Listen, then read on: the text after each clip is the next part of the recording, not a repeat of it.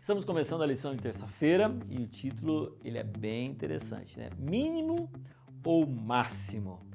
Sabe, quando eu era garoto, na escola a gente tinha aquela pergunta para o professor, né? Professor, quanto que a gente tem que tirar na prova para a gente não ficar de recuperação? E eventualmente a gente fazia essa pergunta exatamente não visualizando o máximo que a gente podia tirar, mas é mais ou menos assim, ó, qual o mínimo que eu tenho que estudar para não ficar de recuperação, para não repetir?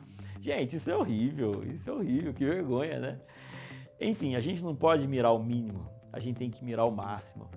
E algumas pessoas, por mirarem o mínimo, elas inclusive têm uma visão distorcida do que é religião e do que é lei.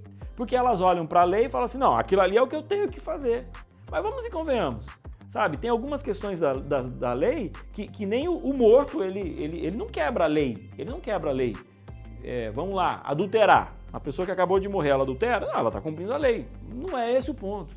A gente não pode simplesmente entender a letra da lei, a gente tem que entender um pouco mais do que a letra da lei. Por exemplo, quando a gente olha lá, né, na lei, fala assim, ó, não furtarás. Bom, o que é furtar? Furtar é ir na casa de alguém, aí tem um celular lá em cima da mesa, eu vou lá e pego, coloco no meu bolso e levo embora. Isso é furtar.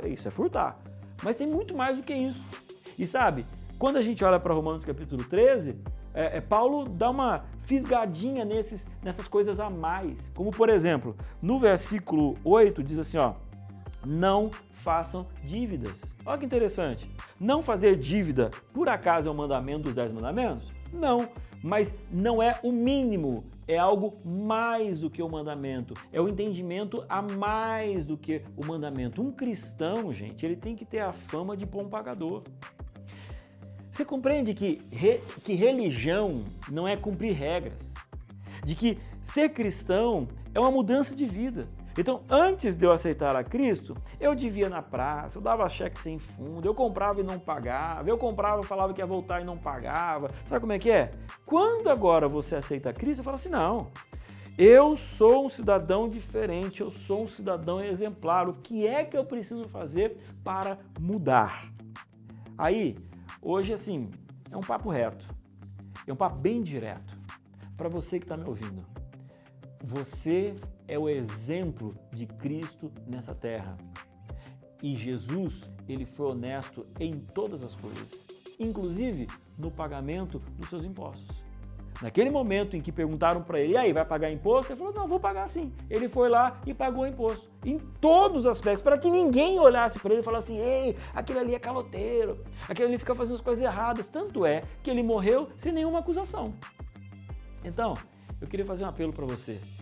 Olhe para Romanos capítulo 13 e perceba essa frasezinha aqui, olha, de Paulo. Olha, não façam dívida. A única dívida que a gente deve fazer é a dívida de estar devendo mais amor para os nossos irmãos.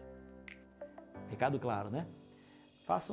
Dá uma olhadinha nas suas contas, dá uma olhadinha naquilo que você tem que não lhe pertence, dá uma olhadinha nos seus costumes e vamos nos adequar cada vez mais com os cidadãos que estamos vivendo na terra, mas que a nossa natureza para sempre vai ser o cidadão do céu.